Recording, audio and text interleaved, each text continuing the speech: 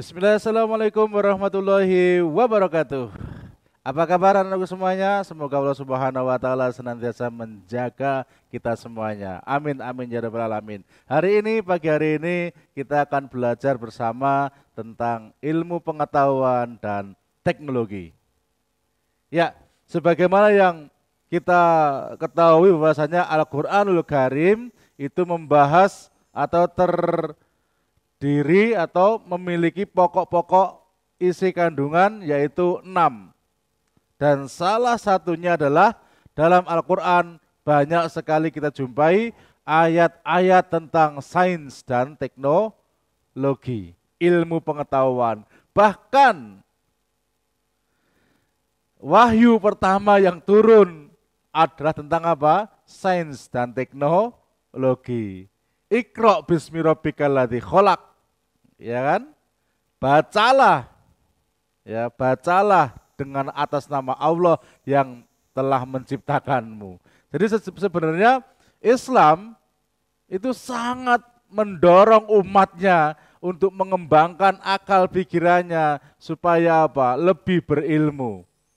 Islam itu memotivasi manusia untuk mengoptimalkan akal pikirannya. Sehingga apa? Sehingga dapat memberikan manfaat. Akal pikiran adalah anugerah dari Allah Subhanahu wa taala. Kita gunakan, kita manfaatkan, kita tingkatkan potensinya sehingga apa? Akal pikiran bisa menciptakan hal-hal yang bermanfaat untuk manusia.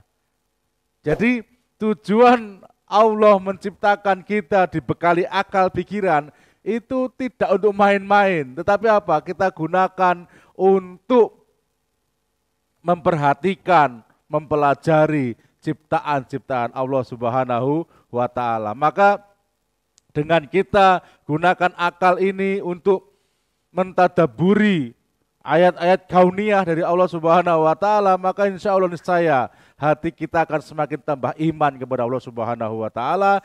Kita akan semakin dekat kepada Allah Subhanahu wa taala.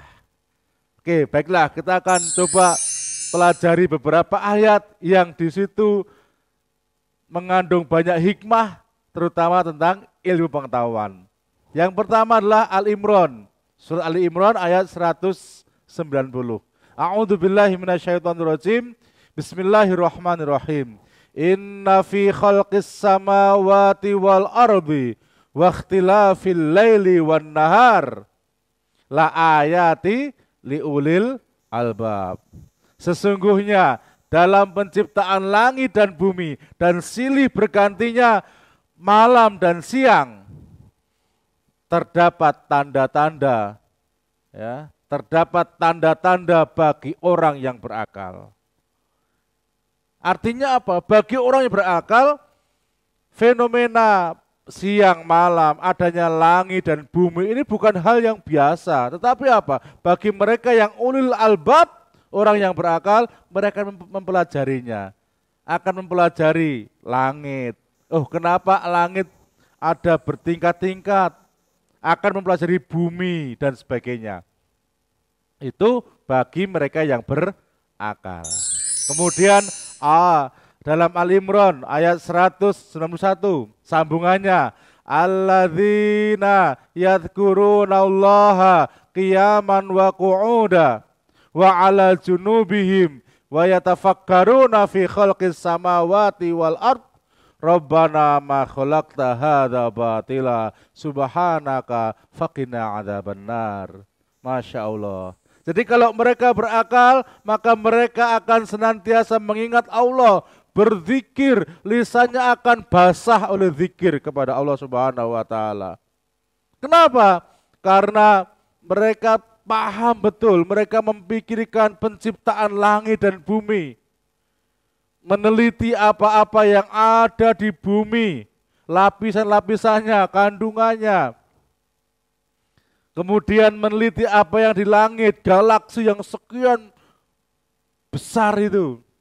Maka di akhir penelitian mereka akan terus menyebut-nyebut, menzikirkan, ya, melafalkan asma Allah.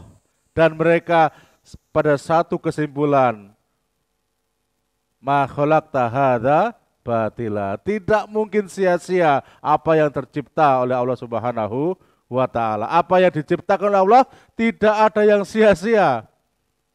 Maka orang-orang berakal mengatakan, ya Rabbana, Rabbana ma khalaqta hadza batila.